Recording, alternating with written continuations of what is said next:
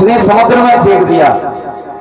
एक मछली ने आकर के उस पुत्र को निगल लिया है और कुछ मछुआरों ने उस मछली को पकड़ा और सम्रासुर के घर में वो मछली भेज दी। और जब मछली में चीरा लगाया गया तो पुत्र निकला। देखो, सम्रासुर मृत्यु से भाग रहा था, लेकिन मृत्यु सम्रासुर के घर तक पहुंच गई। क्योंकि याद रखना, संसार में हर बात झूठ मान लेना, लेकिन भैया मृत्यु अटल सत्य है, एक दिन आएगी जरूर। हर बात झूठी हो सकती है दुनिया में, पर मौत अटल सत्य है।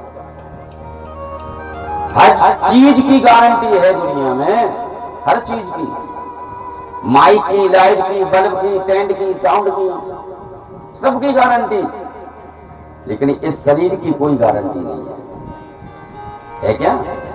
गारंटी है शरीर की? अगर से ऊपर से लबंगा आ गए ना तो क्या कहोगे? अबे नहीं चल रहे, मूंगफली खुद में डरी, फिर चले सर्दियों में है? ऐसा चलेगा? ना जाने कब किसको जाना है, लेकिन जाना है ये पक्की बात है। अरे भक्त तो कहते हैं, प्रभु जब प्राण कंठ आए कोई रोक ना सकाए, इतना तो करना स्वामी जब प्राण कंठ से निकले। भक्त कहते हैं, प्रभु मौत आएगी जरूर, पर जब मौत आए तो एक काम करना, क्या? केसर तिलक हो वाला मुख चंद्र सा हो जाना, डालू गले में माला जब प्राण कंठ से निकले। आना अवश्य आना, राधा को संग में लाना, मुरली मधुर बजाना जब प्राण कंठ से निकले। मौत अटल सत्य है, आएगी जरूर। वो सम्रासुर भाग रहा है मृत्यु से, भगवान के बेटा प्रद्युम्न बड़े हुए हैं, और प्रद्युम्न ने सम्रासुर को मारा है। और जब ये द्वारका पहुंचे तो भगवान की 16,108 पटरानियां हो गई। कितनी पटरानी है भगवान कन्हैया की? 16,108। अब कल ये कहीं भी आओ हो भगवान को, अब 16,107 बाकी है। महाराज दूसरी पटरानी कौन है भगवान की? सुखदेव जी कहते हैं, राजन दूसरी पटरानी है जामवंत की बिटिया, जामवंती। जामवंत की बिटिया है जामवंती। अरे महाराज इतनी सुंदर पत्नी थी रुक्मणी, फिर भगवान ने रीछनी से विवाह कर लिया, क्यों? सुखदेव जी कहते हैं, सुनो राजन, भगवान ने जामवंती को कैसे अपनाया, ध्यान देना। एक सत्रजित नाम के राजा द्वारका में भगवान से मिलने पहुंचे,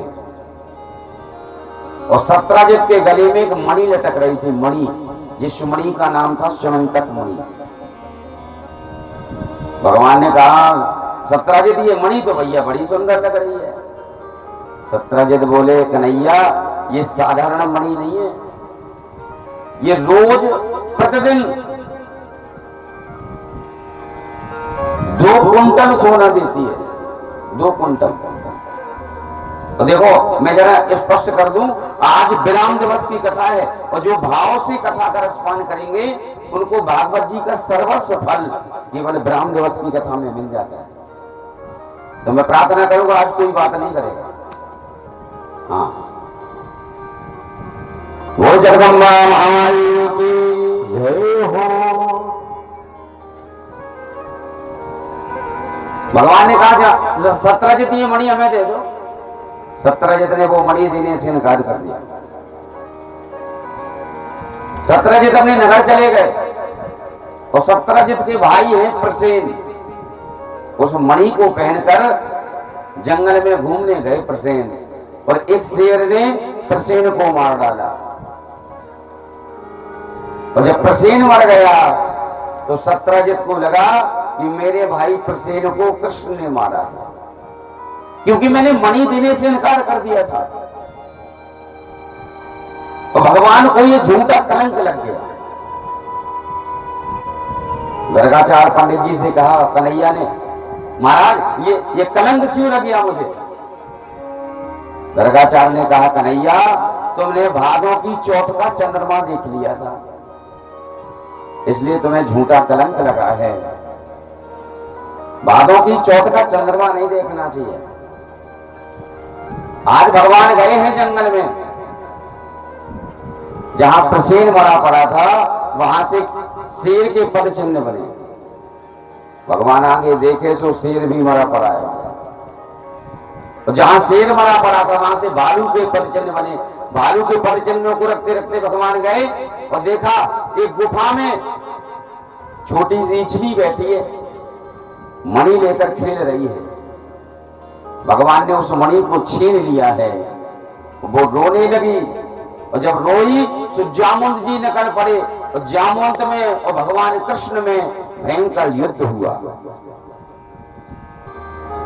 परीक्षित ने कहा गुरुदेव, जामवंत जी तो राम जी के भक्त हैं, और फिर भगवान अपने भक्त से युद्ध क्यों कर रहे हैं? सुखदेव जी बोले राजन, बड़ा सुंदर प्रश्न किया। देखो इसका कारण ये है कि जब राम जी ने रावण का संहार कर दिया तो राम जी सबको वरदान दे रहे।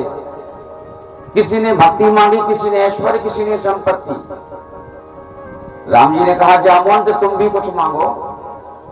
जामवंत ने हाथ जोड़े, प्रभु पूरा राम रावण युद्ध हो गया, लेकिन हमने किसी से दो दो हाथ नहीं कर पाए। हमारे हाथ में तो खुजली हो रही है। तो राम जी चलो हमारा और आपका युद्ध हो जाए, दो दो हाथ हो जाएं, हम भी देखें राम में कितनी ताकत है। राम जी हंसने लगे। राम जी बोले जामवंत, भक्त और भगवान का युद्ध शोभा नहीं देता है। अगर तुझे दो दो हाथ करने हैं तो चिंता ना कर। द्वापर युग में मेरा कृष्ण अवतार होगा, तब मैं तुमसे दो दो हाथ जरूर करूंगा। बोले महाराज हम बूढ़े हो जाएंगे। भगवान बोले ना, ये वरदान है, जैसे आज तुम हो वैसी अवस्था तुम्हारी द्वापर में रहेगी। आज भगवान ने एक एक नस ढीली कर दी जामवंत की। जामवंत समझ गए मेरे प्रभु राम का अवतार होना था द्वापर में, लगता हो गया है। जामवंत ने चरण पकड़ लिए भगवान के, और जामवंत जी बोल पड़े,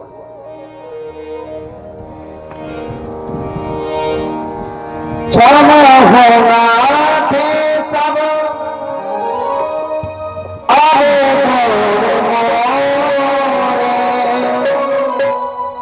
मैं होना थे शरण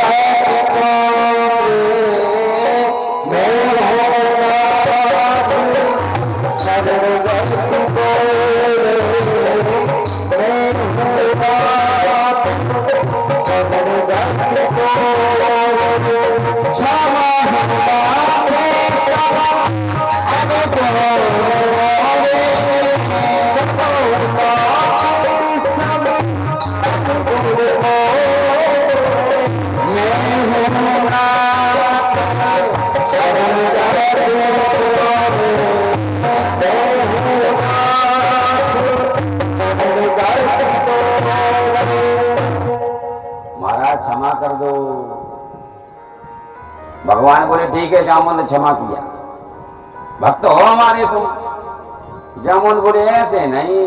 फिर जामुनती खड़ी है, जामुन की बिटिया, जामुनती को हाथ पकड़ो जामुनत ने और जाके भगवान के हाथ में रख दिया। प्रभु ये मेरी बिटिया है, आपसे अच्छा वर मेरी बिटिया को संसार में कहीं नहीं मिलेगा, मेरी बिटिया को आप स्वीकार करो, तब मानेंगे आपने क्षमा किया। अब भक्त की बात को भगवान कैसे टाल देंगे?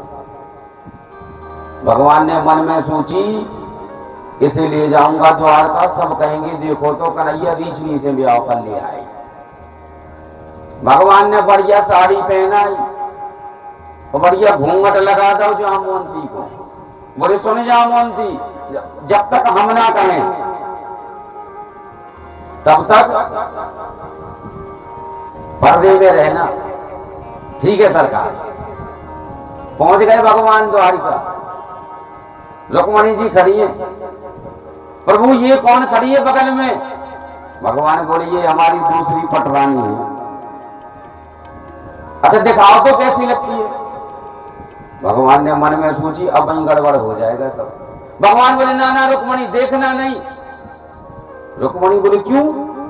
भगवान बोले रुक्मणी ये बहुत सुंदर है। अच्छा कन्हैया कहते रुक्मणी ये अगर तू देखेगी ना तो इसे तुरंत नजर लग जाएगी। रुक्मणी बोले इतनी सुंदर है कि देखते नजर लग जाएगी। भगवान बोले और? बोले मुझसे ज्यादा सुंदर है। भगवान बोले रुक्मणी तू तो कुछ भी नहीं है, कुछ भी नहीं है, तुझसे बहुत ज्यादा सुंदर है ये। रुक्मणी जी को आई गुस्सा, बहुत देर हो गई तुम्हें सुंदर सुंदर कर रहे। रुक्मणी बोली मैं श्राप देती हूं ये मुझसे सुंदर ना हो, बस मेरे जैसी हो जाए। और जैसे ही कही जो भगवान बोले ले अब कर ले दर्शन। भगवान ने उठा दो घूंघट, बोले ले देख ले। तो जामवंती एकदम रुक्मणी की जैसी हो गई। बोले द्वारकाधीश भगवान की जय हो। सत्रजित को बड़ी गिलानी भई है। तो सत्रजित ने